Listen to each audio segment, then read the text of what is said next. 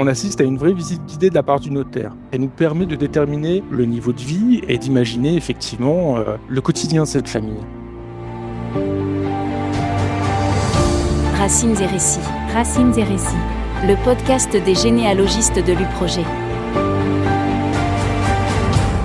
Racines et récits vous propose 2 fois par mois une rencontre avec un généalogiste familial professionnel pour découvrir une facette étonnante et méconnue de votre histoire. Bonjour à toutes et à tous. Pour ce 6e épisode de Racines et récits, nous allons découvrir un acte notarié souvent négligé dans les recherches généalogiques, mais qui constitue une véritable mine d'or d'informations sur le mode de vie de nos ancêtres. Je veux parler de l'inventaire après décès. Fabien Godard, bonjour. Bonjour Stéphane. Fabien, merci d'avoir accepté notre invitation au micro de Racines et récits. Tu es généalogiste familial installé à Lyon et tu souhaites attirer notre attention sur ce document à la consonance très administrative. Alors on va commencer par le commencement. Qu'est-ce que c'est que ça, un inventaire après décès ? C'est un acte qui était établi par un notaire ou un greffier de juridiction à la demande d'un héritier ou d'un ayant droit. Dans certaines situations, le Code civil le rendait obligatoire afin de garantir la transmission de la succession aux héritiers réels, notamment pour les enfants mineurs qui étaient sous une garantie de tutelle, ou encore si on savait qu'il existait déjà en fait un différend entre les héritiers avant le partage. Il a pour objectif de lister les biens du défunt et d'en estimer la valeur vénale en vue de la succession. C'est ce qu'on appelle la prisée.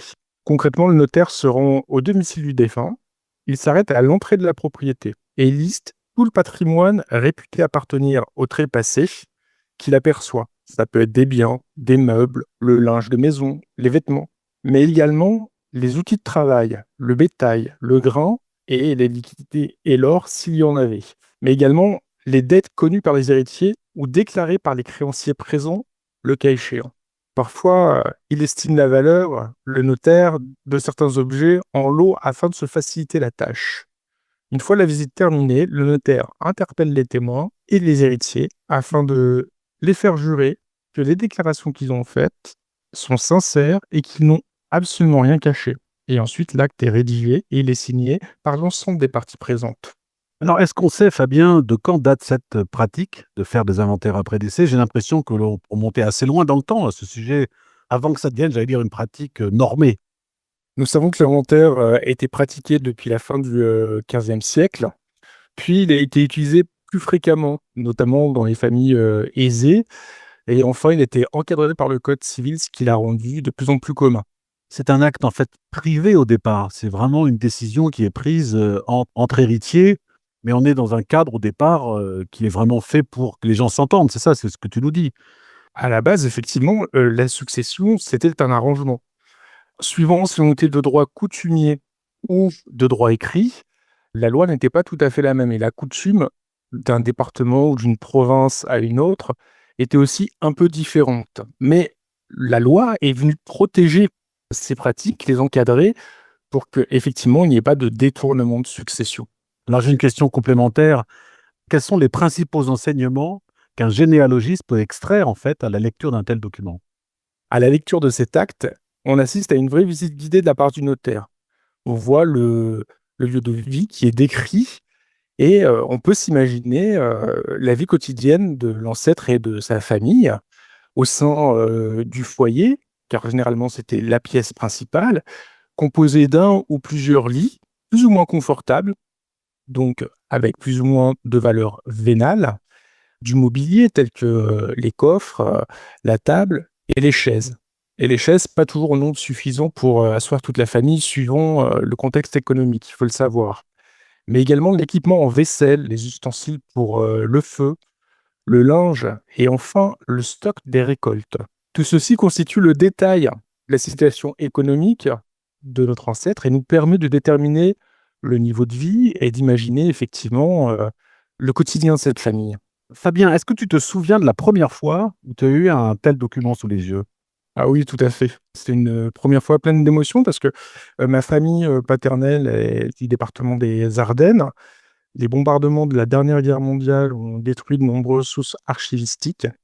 Et après ce conflit, il a été décidé de reconstituer l'état civil. C'est ainsi que j'ai découvert en fait 2 actes de naissance reconstitués de mon arrière-grand-père, qui précisaient 2 dates de naissance différentes à 1 an d'intervalle. Et vu que sur ces actes-là, ce n'est pas marqué, c'est pas indiqué qui déclare, je pouvais pas remonter et je pouvais pas faire de déduction. Donc du coup, j'ai dû très vite me tourner vers d'autres, sources archivistiques, qui elles étaient, originales, on va dire, et qui m'ont, permis, de recouper certaines informations et puis d'en découvrir. Et mon premier inventaire, après décès, concernait mon aïeul Jean-François Godard. Donc il a été réalisé le 12 juin 1848 à la suite de son décès le 31 mai de la même année. Il était, assez conséquent parce qu'il faisait 8 pages et je me rappelle, ça m'avait impressionné parce que je pensais pas que, c'était aussi, détaillé déjà, aussi bien écrit. Donc ça, c'était plutôt plaisant et puis ça m'a permis aussi de voir qu'effectivement, dans son logis, il avait une partie de son stock. Il était scieur de long bois dans les Ardennes, qu'il avait eu un certain nombre d'enfants et qu'effectivement, la loi s'appliquait parce qu'ayant sur ses 4 enfants, plusieurs enfants mineurs, c'est la maman qui a été nommée, tutrice et l'inventaire a dû être réalisé. Toutefois, il n'y a pas eu de pause des scellés comme ça pouvait se faire à l'époque, quand effectivement, il n'y avait pas d'héritier direct, pour la succession. Alors Fabien, pour se procurer un tel document, est-ce qu'on doit nécessairement se déplacer dans une archive départementale? Je ne crois pas aujourd'hui qu'on ait accès à ce type de document directement en ligne. Il n'y a pas eu d'indexation, de numérisation de ces données, ou est-ce qu'on en trouve un peu? Pour moi, il faut, vraiment, aller à la recherche, dans les archives départementales parce qu'effectivement, toutes les minutes n'ont pas été numérisées. Il y en a beaucoup de répertoires, mais pas les minutes. À partir du moment où on a la date et le lieu de résidence, du défunt, il est possible de commencer les recherches. Il convient de garder en tête que le notaire était choisi librement par, la personne qui voulait faire réaliser un acte et que, généralement, pour éviter les frais de déplacement, nos ancêtres s'adressaient au notaire le plus proche géographiquement. Mais pour éviter des fois des différends, si la famille était nombreuse dans le village ou des différends avec, les voisins ou encore parce qu'un notaire avait la réputation d'être plus compétent sur un domaine, il s'adressait à un confrère d'un autre, village. Donc des fois, c'est intéressant en fait de regarder dans les villages alentours si effectivement on retrouve, les traces de la famille. Alors j'ai une dernière question, peut-être un petit peu idiote ou redondante, mais je la pose quand même. À ton écoute, quelle différence majeure il existerait entre un inventaire après décès et une déclaration de succession? Parce que j'ai vu que souvent une déclaration de succession comprend aussi un inventaire. Alors, ça veut dire quoi? L'inventaire après décès, ça concerne que des biens? Ou est-ce qu'on peut retrouver une forme de similitude ou de données qui se croisent un petit peu entre ces deux documents? Alors oui, il y a un certain nombre de données qui se croisent, notamment, l'identification, du défunt et quand ils sont connus de ses héritiers, notamment ses enfants ou, le conjoint. Mais l'inventaire après décès est quand même centré sur la description et la valorisation des biens du défunt, tandis que la déclaration de succession, elle, c'est une formalité qui sert à informer l'administration fiscale de la transmission du patrimoine. Alors elle peut inclure effectivement un inventaire, mais c'est pas souvent le cas quand même. Donc tu recommandes à tous nos auditeurs de chercher les deux, quoi, en fait. Oui, voire même les 3, parce qu'il faut savoir aussi qu'il y a des fiches de décès qui sont, aussi rédigées et qui sont parfois intéressantes à exploiter. Fabien, un grand merci pour ta participation à Racines et Récits. Je rappelle que tu diriges l'étude généalogique Godard, G-O-D-A-R-D, et que l'on peut visiter ton site à l'adresse suivante, godardgénéalogie.fr. Merci Stéphane. Avec plaisir, Fabien. Vous venez d'écouter le 6e épisode de Racines et Récits. Ce programme, disponible sur toutes les plateformes de lecture, est présenté par Stéphane Demazure et réalisé par Julien Riquier. Vous pouvez aussi le retrouver sur le site de notre association upro-g.fr. Rendez-vous pour notre prochain épisode avec Stéphanie Couturier pour découvrir les incroyables photos post-mortem du 19e siècle. À bientôt!